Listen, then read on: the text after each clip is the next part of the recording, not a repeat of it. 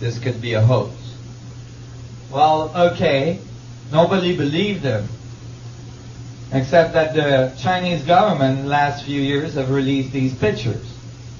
There's hundreds of pyramids in China. And the Chinese government actually got the farmers to farm on top of the pyramids so that they wouldn't be so apparent by satellite. And the reason why, so here's the poor farmer that got the job. The reason why they were doing that is because they didn't want the Western world to know about these pyramids. Why? Because the legends that comes with these pyramids is that the sun gods built them, and that the sun gods were blue-eyed, blonde-haired people. As far as the Chinese government looked at this, blonde-haired, blue-eyed people had to be Europeans. And the last thing they wanted was European people being responsible for some of the most ancient knowledge of the Chinese tradition. So they didn't want those pyramids to be known by the West.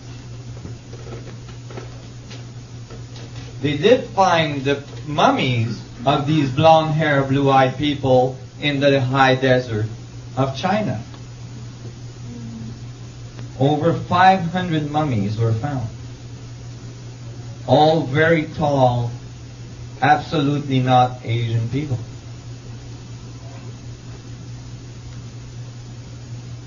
And then you go to the forbidden city of China. The city that holds all the knowledge of the universe. All the knowledge of the sun gods. And at the entrance of the city is the Sphinx, the lion, which in both Egypt and Chinese tradition are the guardian of the knowledge. They guard the knowledge under their paws. And when you look closely at the paw, what do you find?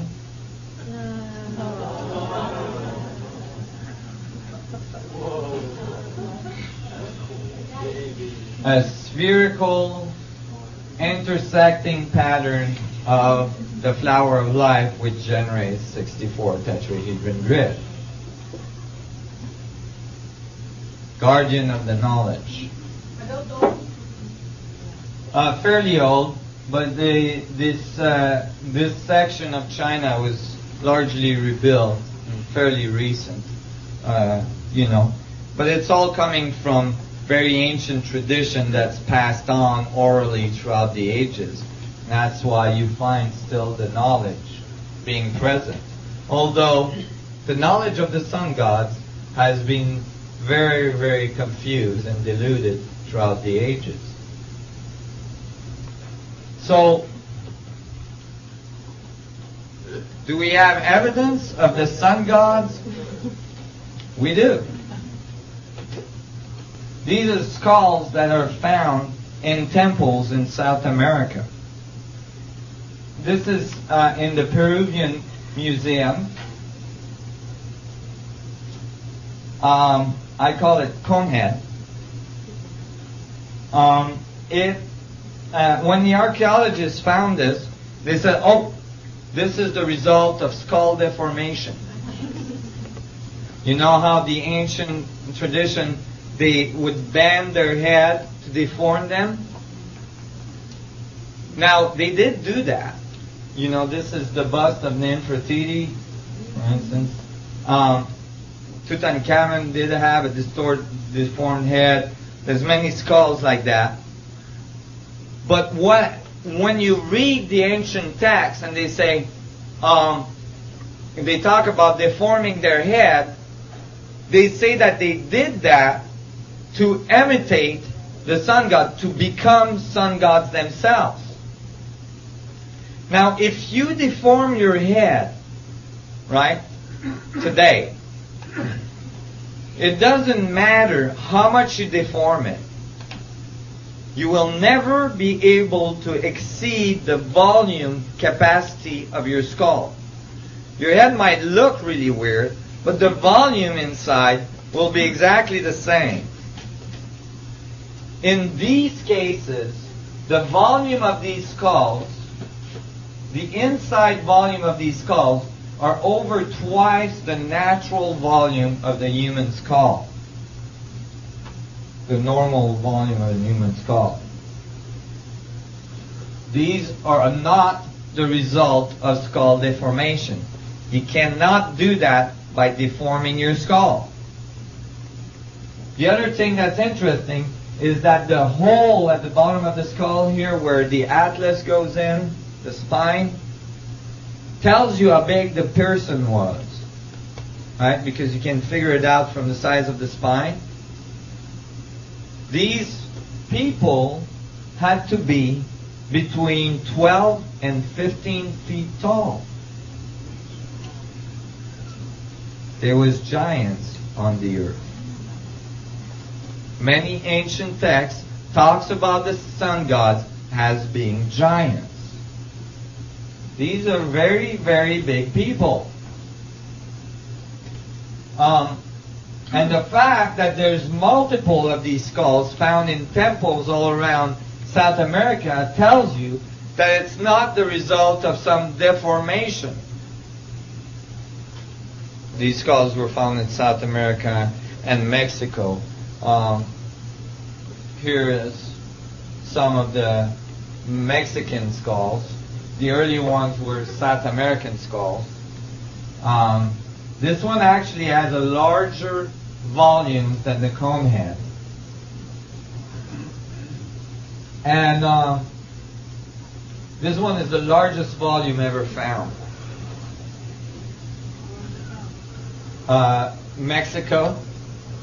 And the facial features are missing, but the skull is intact, and it's enormous. That's the eye sockets, so you can imagine how large that forehead was. And here is each lobe, each hemisphere of the skull of the brain seemed to have developed independently in this case, and making it enormous. Go ahead. On the prior slide, am I correct in saying that the orbits of the eyes are a good deal larger than normal? Oh yeah, much larger than normal. This person had huge eyes. And there's all sorts of features on these skulls that are not normal.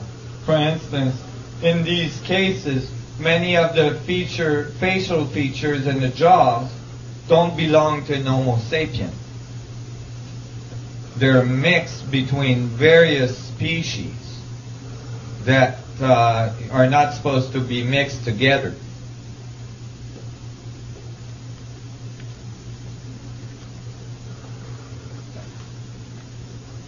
Here's Tutankhamun. Even Tutankhamun seemed to have a larger than expected skull. Here's his brother as well. Now, there's many instances in the Egyptian and the Mayan and the Inca scripts where they describe that the sun gods, including in the Bible, where they describe that the sun gods actually mixed and had children with women of the human species. And that generated a whole new species which was half sun gods, half man. So here, these might be evidence of this altered species, of this mix. And you would expect that these people would become pharaohs because they would have all sorts of capacity that the average man didn't.